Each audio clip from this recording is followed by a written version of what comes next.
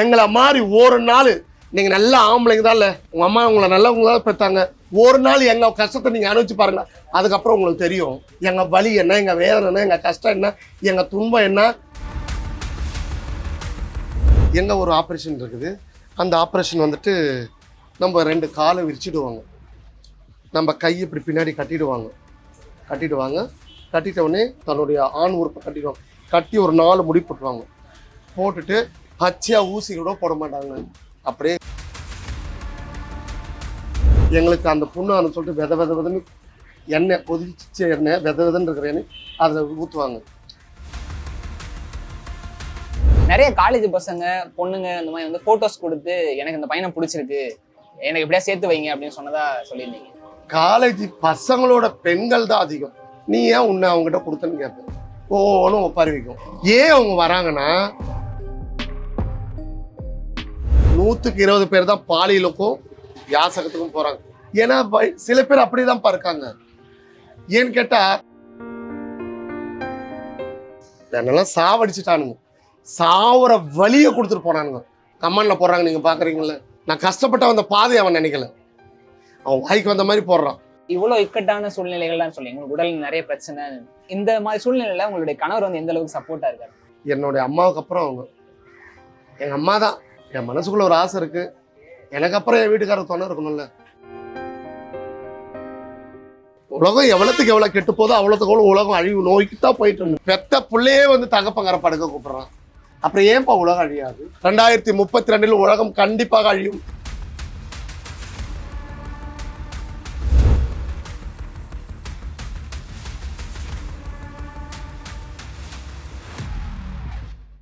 உங்களுக்கு வந்து ஆன்மீகத்துல முதல்ல ஒரு ஆர்வம் வந்திருக்கணும், அந்த அனுபவத்தை பத்தி சொல்லுங்க. ஆன்மீகம்னு சொல்றது வந்துட்டு என்னுடைய குலதெய்வம், என் குடும்பத்து தெய்வம், புரியுதுங்களா? இதுதான் உண்மை.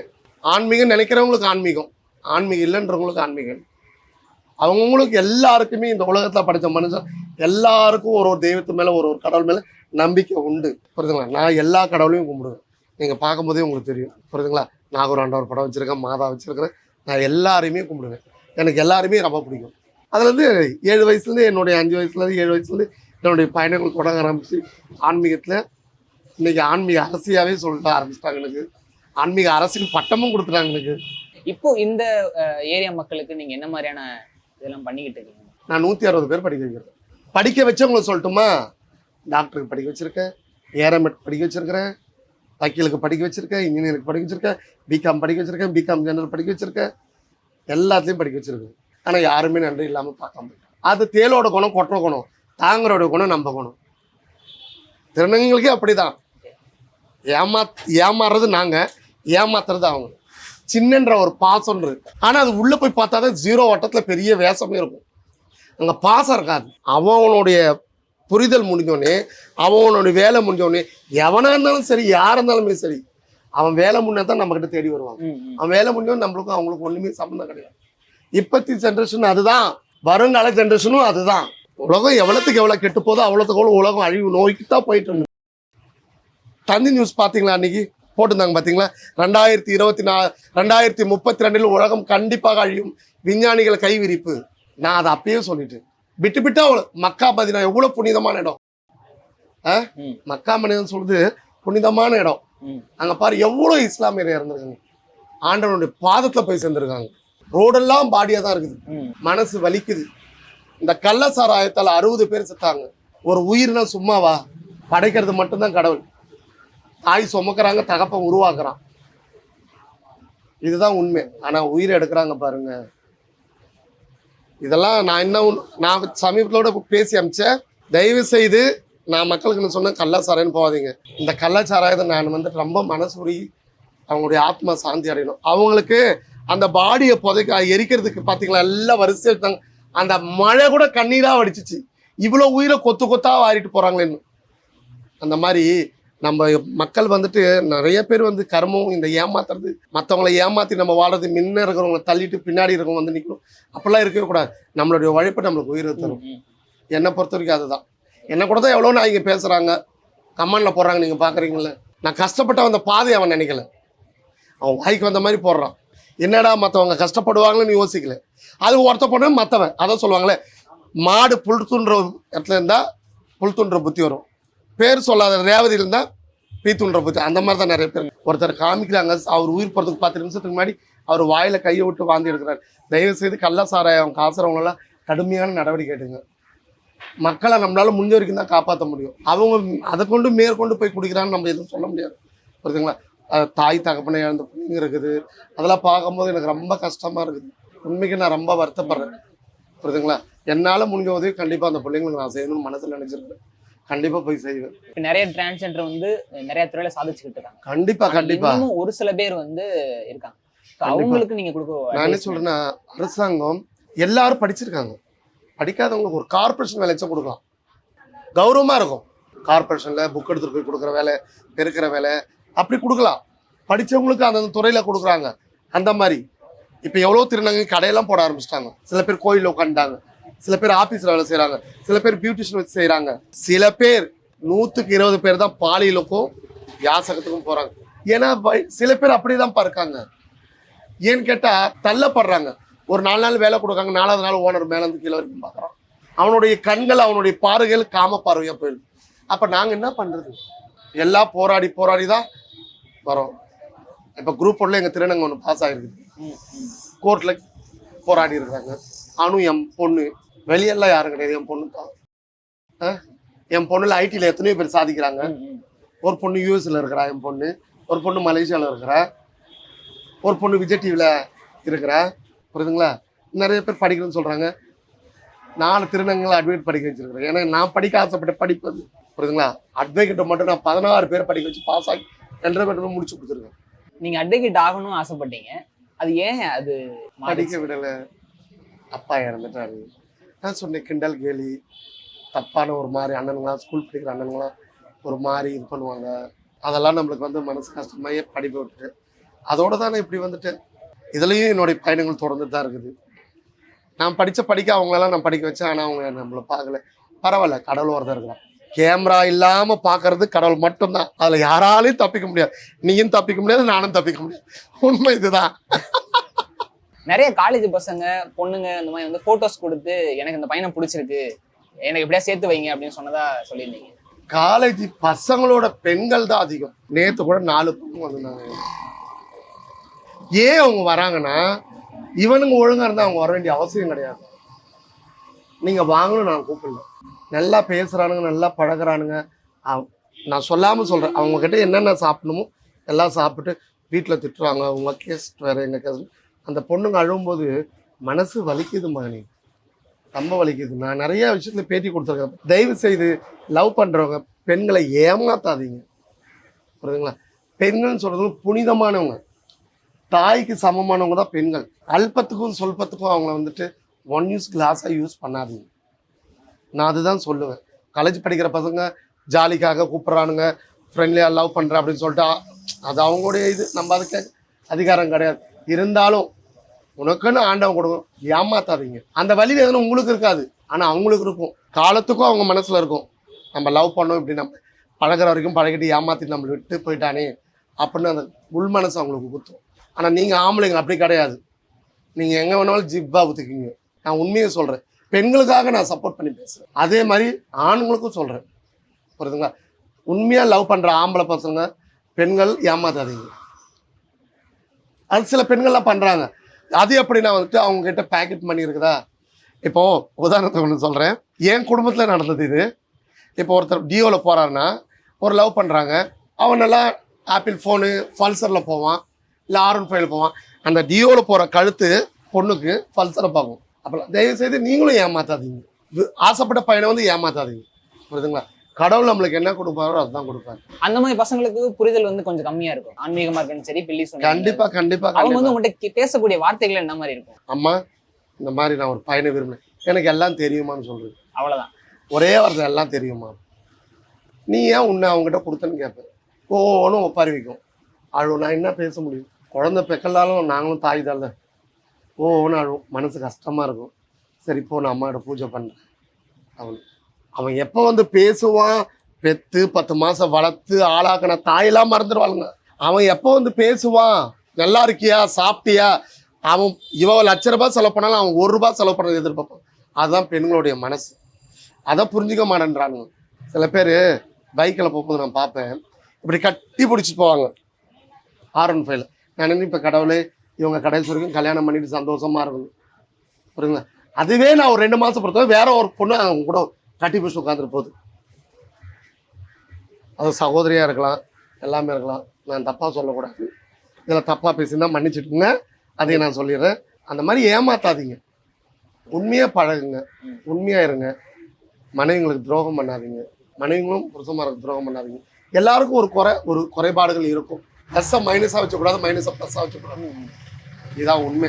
இந்த ஆன்மீகம் அப்படி பேசும்போது வந்து உங்களுக்கு வந்து ஒரு சக்தி இருக்கு அப்படின்னு சொல்லியிருந்தீங்க. தெய்வத்தோடைய அனுகிரகம் எனக்கு இருக்கு. புரியுதுங்களா? அவங்க இல்லாமல், அவங்களுடைய துணை இல்லாமல் நான் இவ்வளோ பேய் விட்டுற முடியுமா, இவ்வளோ செய்வன் எடுக்க முடியுமா, இவ்வளோ கழுப்பெடுக்க முடியுமா, இவ்வளோ உயிரினங்களை நான் காப்பாற்றிட முடியுமா? என்கிட்ட என்ன இருக்குது? ஒன்றுமே கிடையாது. அவங்களுடைய துணை, அவங்களுடைய தைரியம் தான் எனக்கு. இந்த ஆன்மீகத்துக்குள்ள வந்ததுக்கு அப்புறம் முதல்ல நீங்க ஃபேஸ் பண்ண ஒரு நிகழ்வு இருக்குங்களா? ஒரு ஒரு சுடுகாட்டில் ஒரு பொண்ணுக்கு கழுப்பெடுக்க போனேன். அதுதான் நான் ஆரம்பமே அதான். சக்கரம் எனக்கு போட தெரியாமல் போட்டேன். அது என்ன மிரட்டிச்சு, அதை நான் மிரட்டது மாதிரி அது என்ன மிரட்டிச்சு, உடையாந்துட்டு சுடுகாட்டை விட்டு. அதுதான் எனக்கு முதல் அனுபவம். இது நான் நம்மள மிரட்டுதான் பொண்ணு. அதுக்கப்புறமேட்டு மறுநாள் எனக்கு தெரிஞ்சவங்களை கூட கூப்பிட்டு போயிட்டு இது எப்படி பண்ணணும் அப்படின்னு என் தாய்மை மக்களாம் ஃபோன் பண்ண பிறகு அவரும் சொல்லி கொடுத்தாரு இப்படி செய்யணும். அதுக்கப்புறம் மறுநாள் வந்து ஆரம்பிச்சிட்டோம். வாங்கின பிறகு நான் இப்படி சத்தேன், இப்படி வந்து பிடிச்சா எனக்கு ஆசைப்பட்டது கொடுத்து அனுப்பிச்சுடுவேன். ரஜினி அம்மா பத்தி எனக்கு நிறையவே தெரியும். ரஜினி அம்மாவோட டெய்லி ரொட்டீன் இருக்குல்ல, காலைல எழுந்திரிச்சதுல இருந்து சாயந்தரம் வரைக்கும் என்ன பண்ணுவாங்க? நான் காத்தால எந்திரிச்ச உடனே குளிச்சுடுவேன், ஃப்ரெஷ்அப் ஆகிட்டு மாடிக்கு போய் பூ வைப்பேன். தெய்வத்தங்களுக்கு அழகழகான செம்பருத்திங்களும் வச்சுருக்கேன். நான் அந்த செம்பருத்திங்களெல்லாம் வச்சு தெய்வத்தங்களுக்கு வைப்பேன். சாமி கும்பிடுவேன். நானும் என் கணவன் சாமி கும்பிட்டு அது அவங்களையும் சமையல்காரமாக வந்துட்டு அங்கே சமையல் எல்லாம் ரெடி பண்ணி வச்சுருப்பாங்க. சாப்பிட்டு எங்கள் வீட்டுக்காரர்கிட்ட கொஞ்ச நேரம் பேசுவேன். அப்புறம் பிள்ளைங்க பொண்ணுங்க வந்தாங்கன்னா அவங்ககிட்ட கொஞ்ச நேரம் சொந்த பந்தத்தை பற்றி பேசுவேன். அப்புறம் கோயிலுக்கு வருவேன், இங்கே மக்கள் இருப்பாங்க, அவங்க குறைய பேசுவேன், குறி பார்ப்பேன். மணி 1:30 ஆகிடும். திருப்பி மதியானம் வீட்டுக்கு போய்ட்டு சாப்பிடுவேன். ஒரு 2-3 பாட்டு இளையராஜா ஹிட்ஸ் எல்லாம் கேட்பேன், மோகன் ஹிட்ஸு, எஸ்பி பாலசுப்ரமணியன் ஹிட்ஸ் கேட்பேன். அதுதான் கேட்பேன், வேறு எதுவும் கேட்க மாட்டேன். அப்படியே ரிலாக்ஸாக கொஞ்ச நேரம் அப்படியே என் கணவர்கிட்ட பேசிட்டு 3 மணிக்கு படுப்பேன். 4 மணிக்கு எந்திரிச்சிடுவேன். 1 hour தான். அதாவது இந்த ஃபோனும் வந்துக்கிட்டே இருக்கும், பிள்ளைங்கிட்ட கொடுத்துருவேன் பேச சொல்லி. 4 மணிக்கு எந்திரிச்சிட்டு மேலே கார்டனில் போயிட்டு அந்த புல் இருக்கிறதெல்லாம் பிடுங்குவேன். பூஜை வேலைங்க தான் போயிடுவேன். சில நேரம் நைட்டு கூட ஆகிடும் நான் வர்றதுக்கு, பூஜை வேலையெல்லாம் முடிச்சுட்டு. அப்படி தான் டெய்லியும் கோயிலுங்களுக்கு போவேன். நான் மலையனூர் போவேன், திருப்பதி போவேன், வேளாங்கண்ணி போவேன், நாகூர் போவேன், லாங் ட்ரிப்பு சமயபுரம் போவேன். மாதத்தில் ஒரு நாள் நான் கோயிலுங்களுக்கு போயிடுவேன். காளிகாம்பாள் கோயிலுக்கு போவேன், மனசார அம்மா கிட்ட போய் மன உருகி பிரார்த்தனை பண்ணுவேன். பெசல் நகருக்கு போய் மாதாவை கும்பிடுவேன், காட்டு சில்லியம்மன் கோயிலுக்கு போவேன், காஷ்மீர் தர்காவுக்கு போவேன், பூதூர் தர்காவுக்கு போவேன். என் மனசுக்கு எப்படி போதோ என் கணவரோட சொன்னோன்னே எல்லாமே ரெடி பண்ணுவார். மாத்திரை, சுடு தண்ணி எல்லாத்தையும் எடுத்து. ஏன்னா எனக்கு கொஞ்சம் உடல்நிலை சரியில்லை. உங்களுக்கே தெரியும் நான் முந்தி எப்படி பேசுவேன், இப்போ எப்படி பேசுறேன்னு. உடல்நிலை சரியில்லை. எல்லாத்தையும் எடுத்து வச்சிருவாரு. எடுத்து வச்சுட்டு காரில் உட்காந்து நம்ம பாட்டெலாம் கிளம்பி. இப்படி தான் என்னுடைய வாழ்க்கை பயணங்கள். அதனால எங்கள் திருநங்கை ஜமாத்து நடக்கும், எங்கள் திருநங்கை சமுதாயத்தையும் போய் கற்றுக்கணும். பால் ஃபங்க்ஷன் நடக்கும், நல்லது நடக்கும், கெட்டது நடக்கும். டெத் ஆயிடுச்சுன்னா டெத்துக்கு போவேன். சொந்த பந்தம் இப்போ நீ புள்ள கூப்பிட்ற அம்மா என் வீட்டில் பங்குன்னு உங்கள் வீட்டுக்கும் வருவேன், அந்த புள்ள வீட்டுக்கும் போவேன், அந்த புள்ள வீட்டுக்கும். தானுன்ற அகங்காரத்தில் ஆடவே மாட்டேன். ஏன்னா எங்கேயாவது பிடிக்காது, நானாவே இருப்பேன். இவ்வளோ இக்கட்டான சூழ்நிலைகள்லாம் சொல்லி உங்களுக்கு உடல் நிறைய பிரச்சனை, இந்த மாதிரி சூழ்நிலையில உங்களுடைய கணவர் வந்து எந்த அளவுக்கு சப்போர்ட்டா இருக்காரு? என்னுடைய அம்மாவுக்கு அப்புறம் அவங்க எங்கள் அம்மா தான். புரியுதுங்களா? அதான் உண்மை. நான் மாத்திரை எனக்கு காற்றுல கொடுக்குறது, ஒரு வேலைக்கு நான் 7 மாத்திரை போடணும். யாருக்குன்னா தெரியுமா? 7 மாத்திரை போடுறேன். அந்த 7 மாத்திரை என்னை எவ்வளோ டயர்டாகும். இப்போ கூட நான் உங்ககிட்ட உட்காந்து பேசிகிட்டு இருக்கிறேன், காலெல்லாம் எரியுது, மயக்கமாக இருக்குது எனக்கு. அதால இருந்து கொடுத்துருவாரு. கொடுத்துட்டு ட்ரெஸ்ஸு முதல் கொண்டு எடுத்து வச்சுருவாரு. ஆனால் அவருக்கு நான் எதுவுமே செய்ய மாட்டேன். என் கையால் சாப்பாடு போடுவேன். அதுதான் என் கையால் சாப்பாடு போடுவேன். மிச்சது எல்லாமே அவர் தான் கவனிச்சுக்கணும். நான் சொல்லிட்டேன், என் மனசுக்குள்ள ஒரு ஆசை இருக்குது. எனக்கு அப்புறம் என் வீட்டுக்காரர் துணை இருக்கணும்ல. புரியுதுங்களா? மனசுக்குள்ள ஒரு ஆசை இருக்குது. அது எல்லா திருநங்கையும் செய்கிறதா அது. புரியுதுங்களா? ஆண்டவன் அந்த மாதிரி வரும்னா கண்டிப்பாக நான் இருந்து என் கணவருக்கு என்ன நான் செய்யணுமோ நான் செய்வேன். என் கணவரை எந்த ஒரு சூழ்நிலையும் நான் விட்டு கொடுக்க மாட்டேன். அதே மாதிரி என் கணவனால் நான் இருக்கவும் மாட்டேன். ஏன்னா நிறைய ஏமாற்றங்களுக்கு அப்புறம் கடவுள் எனக்கு கொடுத்த பெரிய கிஃப்ட்டு. இதயத்தில் குத்திதான் கூட தாங்கியிருக்கலாம். முன்னையும் பின்னையும் குத்திட்டானுங்க. அதுங்க மோளத்துக்கு 2 பக்கம் மத்தால மாதிரி என்னெல்லாம் சாவடிச்சுட்டானுங்க. சாவர வழியை கொடுத்துட்டு போனானுங்க. அவனுங்களுக்கு கடவுள் கண்டிப்பாக தண்டனை கொடுப்பாங்க. நீங்கள் கேட்டீங்களே மகனே, நான் கடவுள் கிட்ட கொடுப்பேன். இந்த சின்ன கண்ணை தான் பெரிய பெரிய விஷயம் நம்ம பார்ப்போம். அதே மாதிரி நான் பார்ப்பேன். இன்னைக்கு ஒரு திருநங்கை வந்துட்டு சாப்பாடு போட முடியும், உனக்கு துணிமணி வாங்கி கொடுக்க முடியும், உனக்கு நகை நட்டு போட முடியும், என் திருநங்கை உடம்ப கொடுக்க முடியும், எல்லாமே முடியும். முடியறதுனால நான் ஏமாத்துறீங்க பாவீங்களா? நல்ல தாய் வைத்த பிறந்தவங்க இந்த மாதிரி ஏமாற்ற மாட்டான், பேச மாட்டான் தான். எனக்கு இல்லை, நிறைய திருநங்கை இந்த மாதிரி தான் ஏமாத்துறாங்க. ஒன்றும் இல்லாமல் சுற்றுவானுங்கப்பா. அவங்கள நல்லா ஆளாக்கி அவங்களுக்கு பைக்கு வாங்கி கொடுத்து அவங்கள ஒரு நல்ல லெவலில் கொண்டு வந்து அப்புறம் அவனுங்க பண்ணுவானுங்க பாரு. என்னாயோ பிறப்புலேருந்தே பணக்கார வாயில வேற மாதிரி வருது, பணக்காரன் மாதிரி பண்ணுவானுங்க. நம்ம யாராலும் நல்லா இருக்கிறோம், அவங்கள ஒரு கணம் நினைக்கணும்ல, ஒரு கணம் நினைக்கணும். அது விபச்சாரம் செய்கிறவளா இருந்தாலும் சரி, இல்லை கடவுளை கும்பிடும்போது அவள் எல்லாமே அவள் வேலையை முடிச்சுட்டு கடவுள்கிட்ட போய் பிரார்த்தனை பண்ணுவான். கடவுளே இந்த ஒரு நிமிஷம் கடவுள் நினைக்கிறாப்ப அவள் புண்ணியவதி தான் என்னை பொறுத்த வரைக்கும். ஒரு கிளாஸ் தண்ணி குடிச்சா கடைசிருங்க. ஆனால் இப்போத்தி உலகம் அப்படி கிடையாது. கேட்டால் ட்ரெண்டிங். இப்போ எவ்வளோ அநியாயம். பெத்த பிள்ளையே வந்து தகப்பங்கரை படுக்க கூப்பிட்றான். அப்புறம் ஏன்ப்பா உலகம் அழியாது? ஏன் உலகம் பார்த்தீங்களா விட்டு விட்டா அழிஞ்சிட்டு வருது பாருங்க. 2000 பேர் 3000 பேர் போர் ஒரு பக்கம் நடந்துகிட்டே இருக்குது.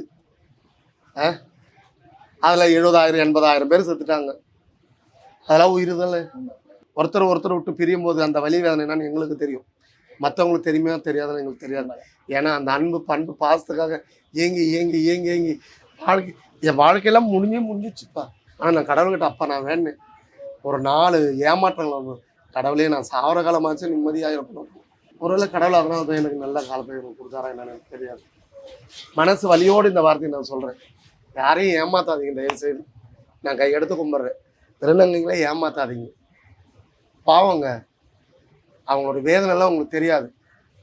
இப்போ இருக்கிற பிள்ளைங்களுக்கு நான் சொல்கிறேன், ஒன்று பிடிக்கலன்னு ஆரம்பத்துலேயும் சொல்லிட்டு போயிடுங்க. திருநங்கைகள் பெண்களுக்கும் அதை தான் சொல்கிறேன். உங்களுக்கு உனக்கு எனக்கும் செட் ஆகுதுன்னு சொல்லிட்டு போயிட்டே இருங்க. அவங்களுக்கு ஆசை வார்த்தையை காமிச்சு அவங்களுக்கு கிட்ட அவங்க சந்தோஷமாக இருந்துட்டு அவங்கள லாஸ்ட்டு உன் ஜாதி வேற, ஜாதியை வச்சு தயவுசெய்து பேசாதீங்க. ஏமாற்றம்னு சொல்லிட்டு பெரிய வலி, மரண வலி அது. தயவுசெய்து ஏமாத்தாதீங்க. உன்னை எனக்கு பிடிக்கலாம் பிள்ளை சொல்லி தான் உன்னை சாப்பிடிப்பேன். சுடுகாட்டுல பேய் இருக்காதுன்னு சொன்னீங்களா? கிடையாது. யார் சொன்னா சுடுகாட்டுல பேய் இருக்குன்னு? சுடுகாட்டில் உட்காந்து சாப்பிடுவேன், என் பொண்ணு பிள்ளைங்களோட உட்காந்து சாப்பிடுவேன். நீ கஷ்டப்பட்டு எவ்வளோ பாடுபட்டு நீ மேலே ஒரு என்னடா இது இப்படி ஆயிட்டானே, இவன் நல்லா ஆயிட்டானே, இவனை ஒரு வழி பண்ணணும், அடுத்த என்ன எங்கே போவோம்? நம் மாந்திரிகம் பிளாக் மேஜிக் ஃபஸ்ட்டு யார் காமிச்சது? அடிச்சு போட்டு காமிச்சது நான் தானே காமிச்சேன். இப்போ செய்கிறவங்க எல்லாமே அதே தான் காமிக்கிறேன். ஏன் அதே காட்டுறீங்க? பாதி பேர் பேய் பிசாசு இல்லைன்னு சொல்கிறாங்க, பாதி பேர் பில்லி சூனியம், முட்டை வர்ற கோழிக்கு தான் வழி தெரியும். அந்த மாதிரி அந்த சூனியத்தால் கஷ்டப்படுறவங்களுக்கு தான் அது தெரியும்.